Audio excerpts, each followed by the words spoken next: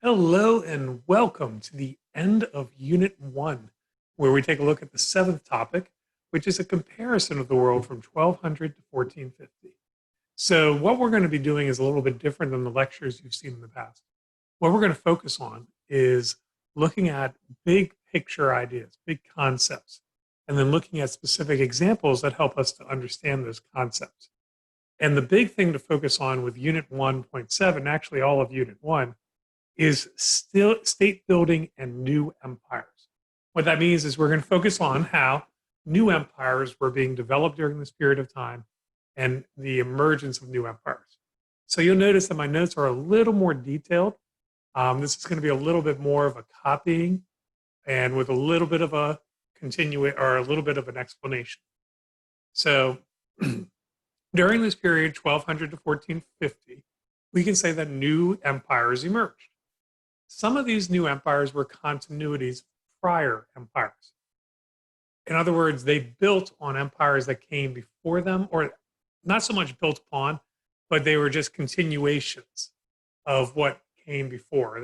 They shared a lot of the same political structure and political practices. And this includes the Song dynasty, the Byzantine Empire, and the Kingdom of Ethiopia.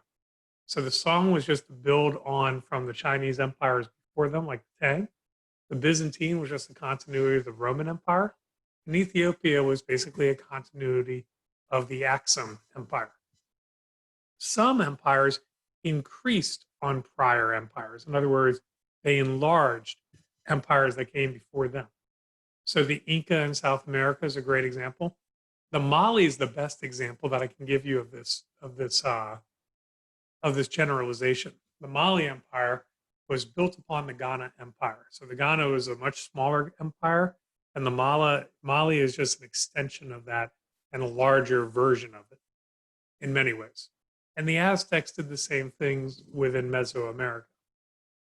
Some of the new empires, some of the new states were a result of a breakdown in an empire. So, for example, the Delhi Sultanate in South Asia, the Seljuk Turks throughout the Middle East, and the Mamluk caliphates in Egypt. All three of those are the result of the Abbasid Caliphate collapsing during the 800s and the 900s. And then in the 1200s, we see these new states emerging that are kind of segments or fragments of the larger, bigger state. Some were simulated by trade. So whether it be the Srivijaya, the Great Zimbabwe, Majapahit, Russia, if you remember in the Byzantine Empire, I talked about the growth of the Kiev Rus city states. That represents the birth really of Russia, begins as a trade between the Byzantines in that region. And then the Swahili city states of East Africa. So in all cases, these empires grew because of the taxation and regulation of trade that was going on within its borders.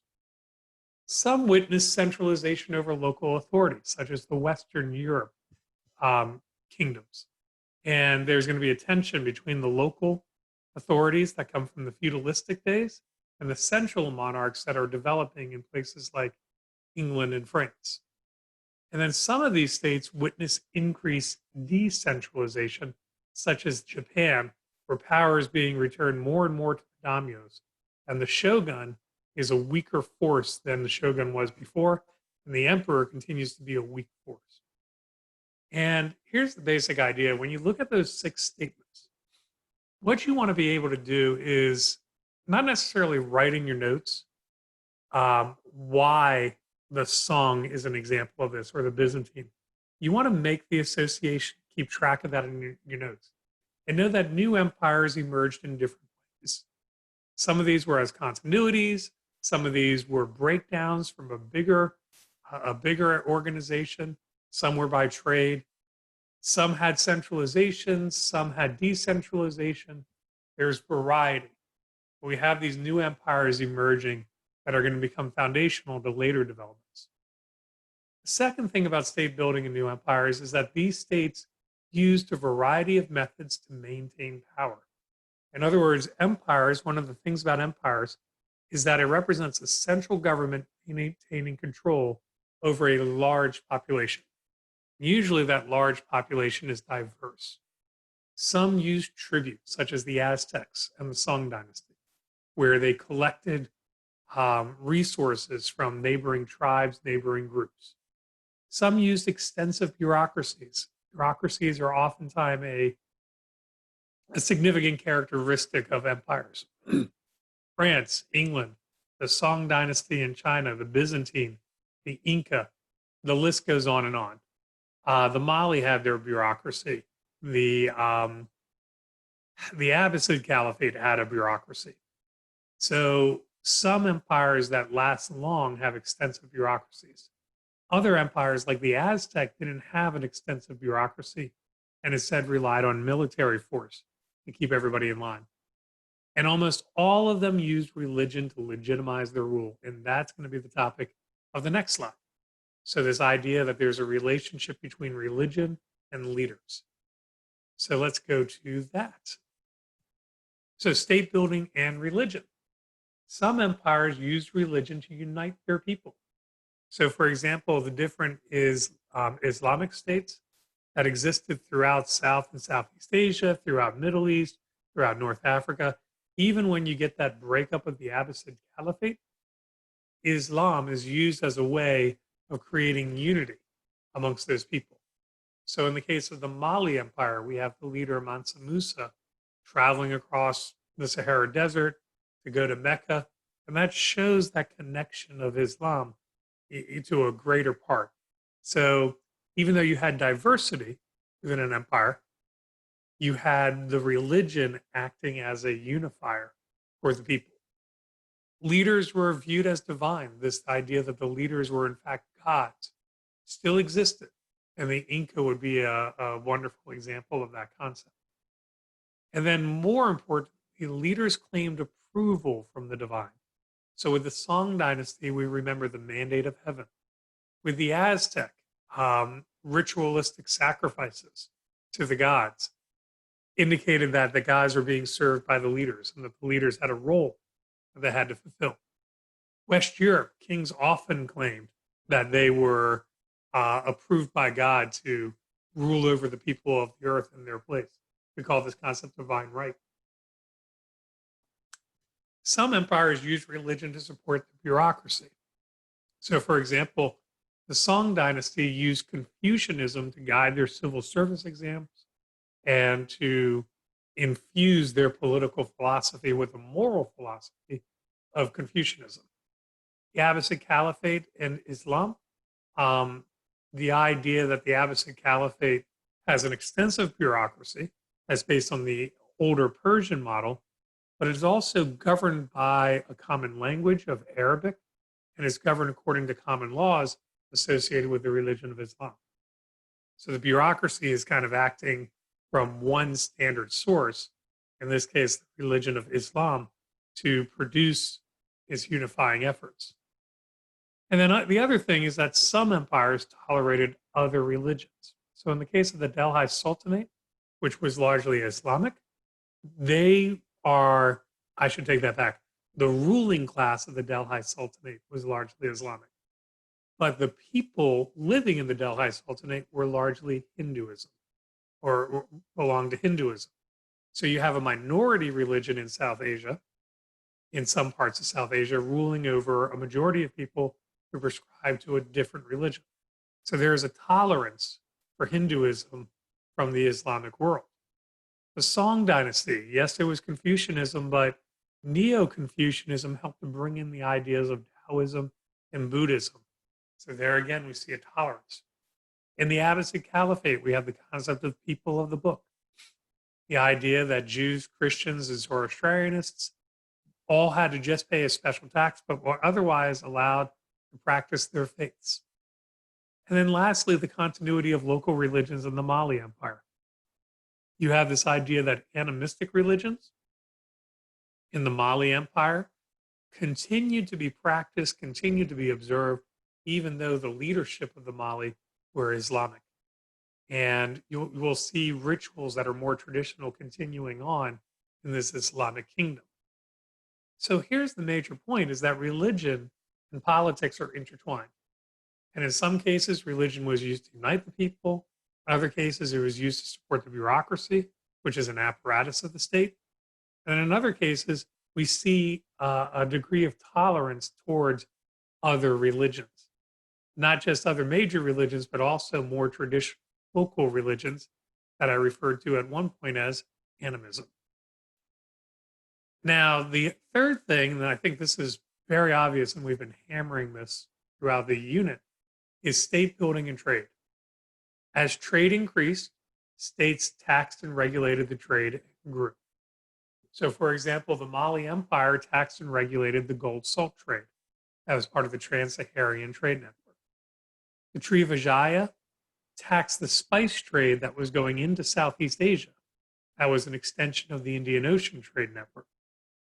The Great Zimbabwe also was connected to the Indian Ocean Trade Network because the Great Zimbabwe controlled access to copper, gold, and ivory, three products that were heavily sought after within the Indian Ocean. And as a Swahili state, the Swahili merchants make their way to the Great Zimbabwe, the government of the Great Zimbabwe controls and taxes that trade and allows for that growth. And then Venice and the Mediterranean trade. So in the 1100s, 1000s, 1200s, as trade starts to increase in the Mediterranean world, the city of Venice, among other cities, begins to grow as well. And they develop into their own independent republic that is extremely wealthy, extremely prosperous because of their taxation and regulation of the trade.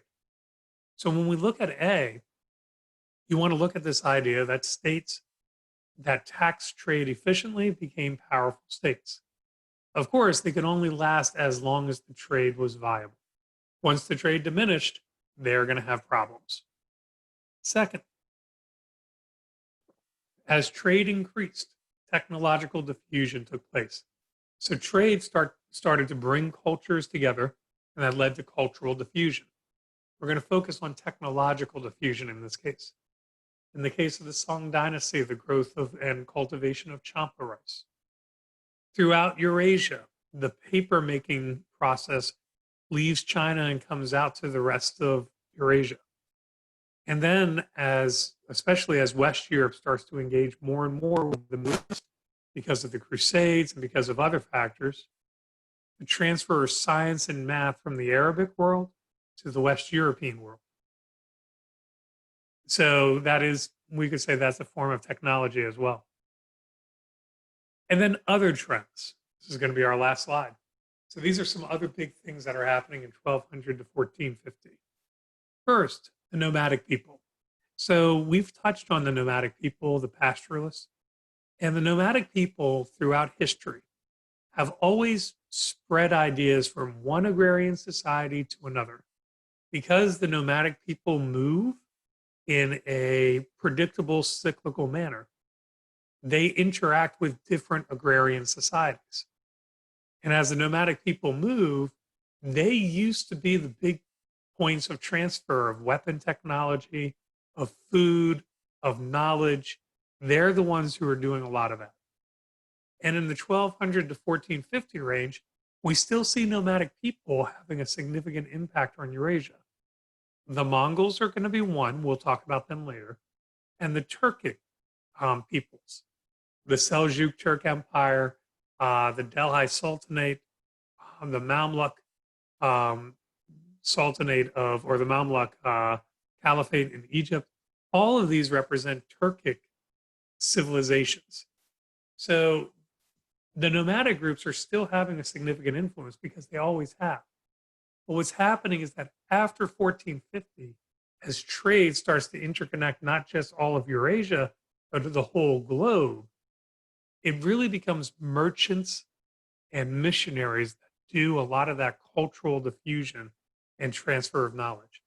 And the nomadic people are going to be increasingly incorporated into the agrarian worlds that are growing and developing. So think of it this way: the nomadic people, they're having their last act on stage. And after this, they're going to be in a steady rate of decline in terms of significance. They'll still be there, but they won't be as integral to the development of history as they once were. And that comes from the impact of the trade that's expanding. Because merchants are now the agents of transference of knowledge. and not the nomadic peoples. Second thing that's going on during this time period is the spread of universal religions. When we say universal religions, we're talking about Islam, Buddhism, Christianity, uh, to a degree, Hinduism. And we call this universal because whether you're in one part of the world or another part of the world, the central ideas of the religion are the same. So, Islam is a great example of this. A Muslim in West Africa and a Muslim in South Asia read from the same book, and they read from the same language for that book. It creates a a universal kind of culture. So what's happening is that local religions, like animism, that relied on the spirits of nature that were worshipped, they're in a period of decline as more of these groups are converting over to the universal religions. So, for example, in West Europe, you see the Germanic tribes converting over to Christianity. So, what's happening is that the local religions that used to dominate so much are in the decline. That doesn't mean that they're lost. And they integrate themselves into elements of these universal religions, whether it be the development of Mahayana Buddhism that maintains some of the traditional Chinese religious practices, or it be practices in Roman Catholicism that can trace themselves back to Germanic tribes and their roots, or it be in the Mali Empire where you have local traditions continuing on within the Islamic framework of the empire. And this is also connected to the increased central states, because as the states start to increase their size, the religion expands with them. So whether it be China expanding the influence of Confucianism, or it be in Europe, the expansion of Roman Catholicism coming hand in hand with developments of the central state. You see this idea that religion and politics are interconnected. Letter C, patriarchy. So where I say it's common, first of all, know that patriarchy puts men on top of society and women in a position of second-class citizen. That women have more reduced rights, they have more reduced opportunities. And this idea of a patriarchal society where men are doing the leadership, men are the ones with power, men are the ones with wealth and property, and women are in a subjective class, a submissive class. That's true throughout most of these civilizations, if not all of them. But they vary to degree amongst the regions. So there's degrees of oppression. I would argue that what happened in Sung Dynasty with foot binding was much more oppressive for women than any other type of patriarchy you see throughout society. Access to education varied.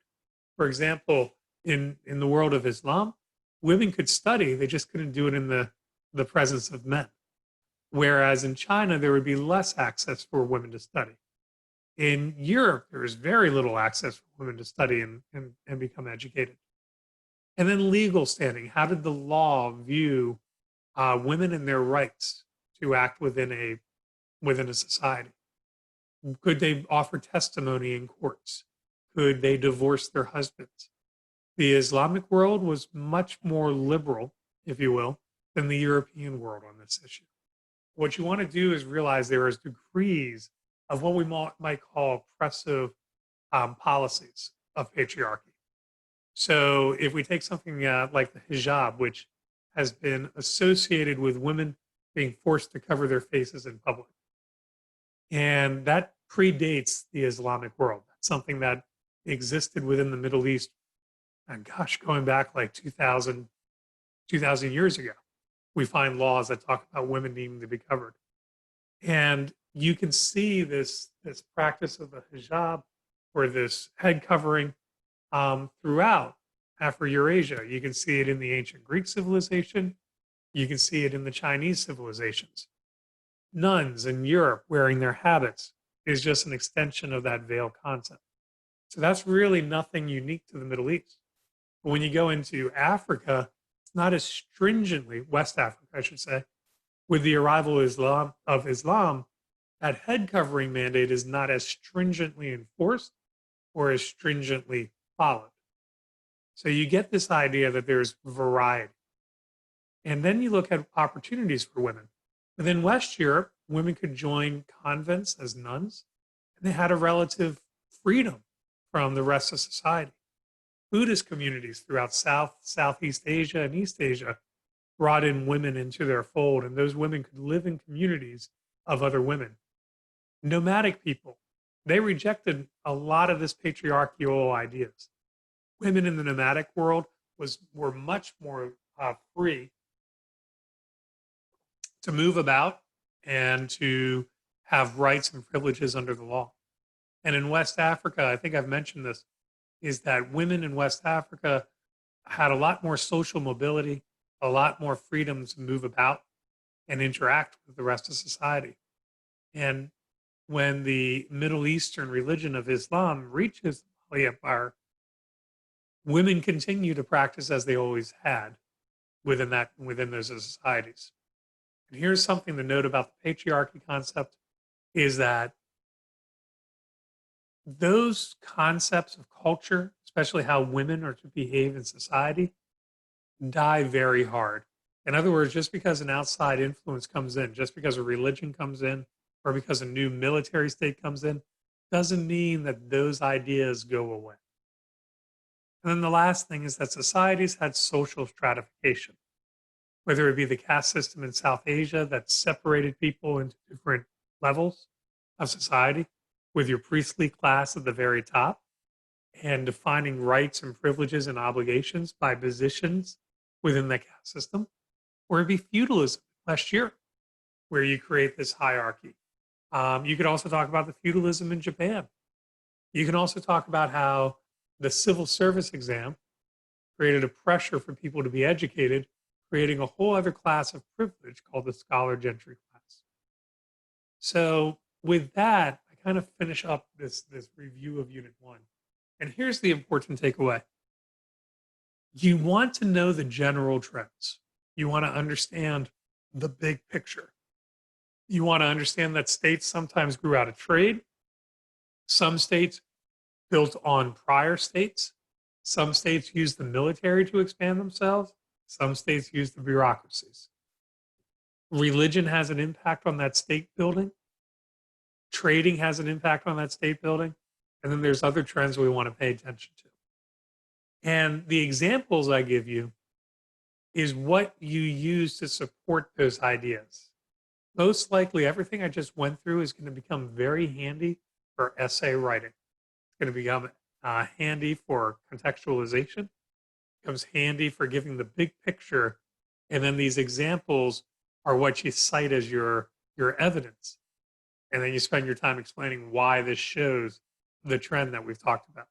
So from this unit, from this topic of this unit, I would suggest you focus on the trends, the general trends, and then think about one or two examples that would support that trend. And with that, that ends Unit 1. And looking forward to Unit 2, we're going to stay in 1200 to 1450, but now we're going to look at economic developments, whereas Unit 1 took a look at a lot of political developments. So in the meantime, stay safe, stay well, and I'll talk to you next time. Bye.